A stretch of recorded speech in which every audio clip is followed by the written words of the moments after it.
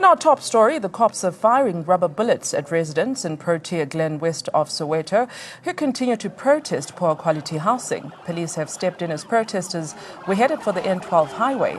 Yesterday, residents went on the rampage, blocking roads and burning tires. The violent action comes after a weekend of heavy storm tore through parts of Johannesburg, killing at least 2 people and damaging scores of newly built homes in Protea Glen.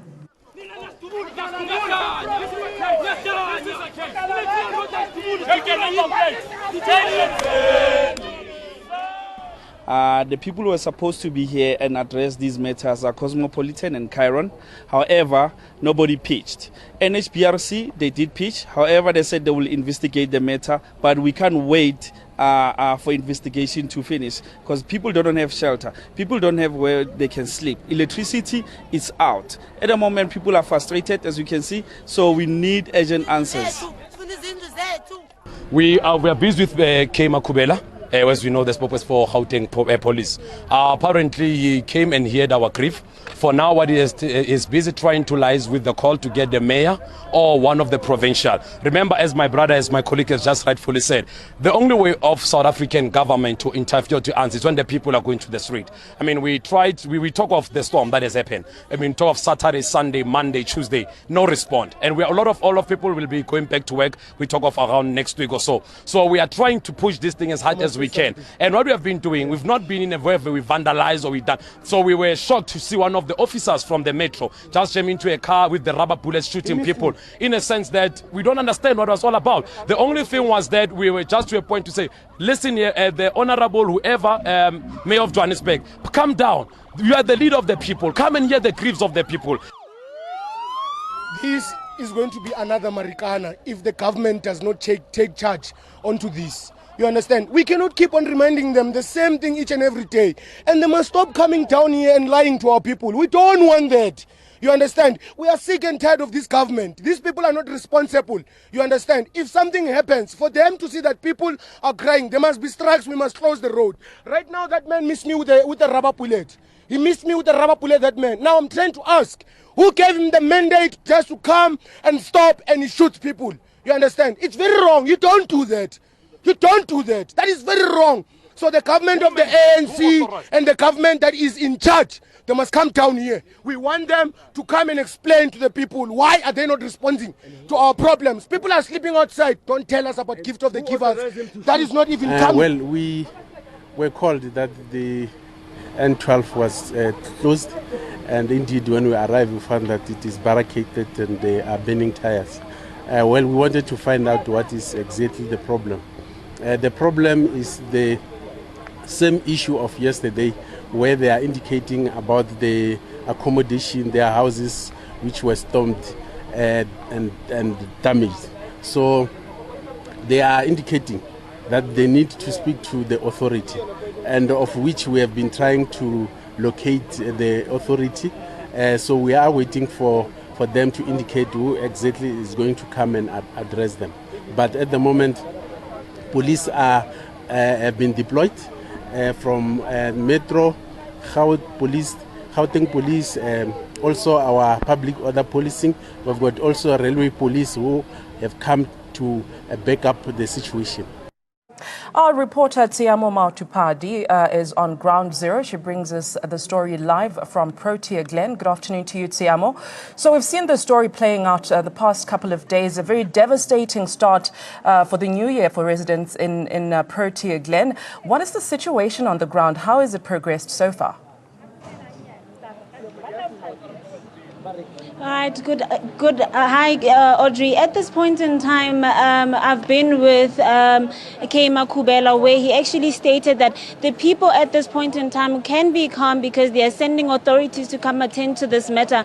And with me right now, I have my guest, Ndate Pelani, where he will be talking to me basically about how do you feel literally now, because the police are here and they're stating that there will be someone to address you guys. Well, at the moment, that's still a promise, and we're going to treat it as such. It's a promise until we see somebody who will come and address us officially. We are going to treat it as a promise. And then, because right now what we can see is that people are sitting away from the road. What is basically going to go on forward if there is no one that will come in to address you guys? If there's no one who's coming to address us tomorrow, we are going to close N12 again tomorrow until somebody comes and address us. Look, we are not destroying any infrastructure and we don't want any unnecessary attention. All what we are asking for is that somebody must come and attend to people who the storm has destroyed their homes. We've got a gentleman who has been sleeping in a car for the past 3 days with his children. And Mashaba came in and he told us clearly that this is not a city matter, it is a provincial matter. So it looks like now there's a political play that is taking place where now the ANC is saying, the DA is saying it's the ANC issue and so forth. So we don't want to be caught up in between where there's a political game. All what we are saying is that we need people who are going to come and attend. For the past few days, remember this thing happened on the 30th of December. Today is the 3rd of January. They are sending assessors to come and assess the houses and the structures and so forth. Those things are not assisting us with anything. At least we are expecting them to send tents, to send blankets, to send clothes. Those are the things that we are expecting as a community. So as things are as of now, if nobody comes, tomorrow we will continue. And then I just want to ask right now is that Herman Mashaba did state that some families actually received tents and food from social developments and actually other entities. Because I heard some of the protesters saying that they actually did not receive any of that. What is your side from of you as the community leader? It's only 30 parcels that came.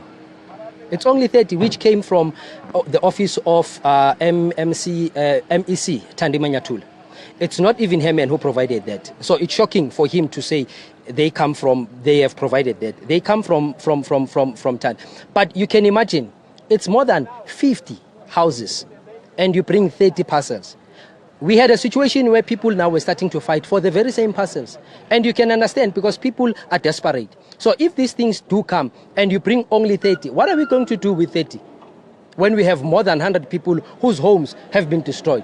So it's a situation of we are not moving an inch until somebody comes and addresses us. And also, remember, these are not RDP houses. And we are cognizant of the fact that it's the bank that needs to come on board with the insurance because those people have been paying insurance.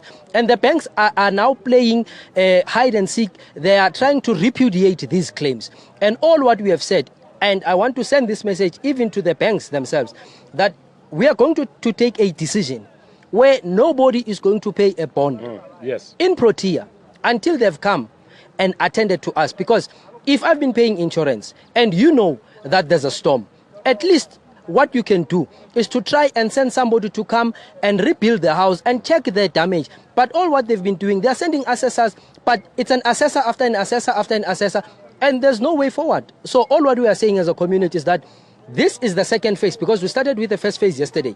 That is why today we are coming to the N12. This is the second phase. But if there's nobody who attends to us, we are going to a third phase. All right, thank you so much, sir.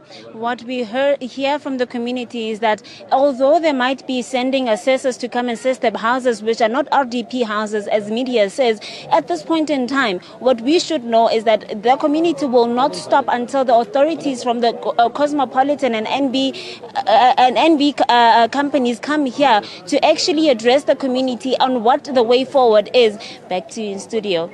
Hi, Tiamu. Before we let you go, perhaps you could ask your camera person to pan through so we can get a clearer picture of what is happening on the ground, and maybe you can talk us through that. All right, at this point in time, what I will show you is that although there still is fire on the road and you can see that there's cars that are still parked on and some are still going around the area, the protesters are still at this point in time sitting around and they're blocking some of the road from where the actual traffic should be coming into. But what we can see also is that the police are trying to address the situation as traffic is actually continuing from this side of the road.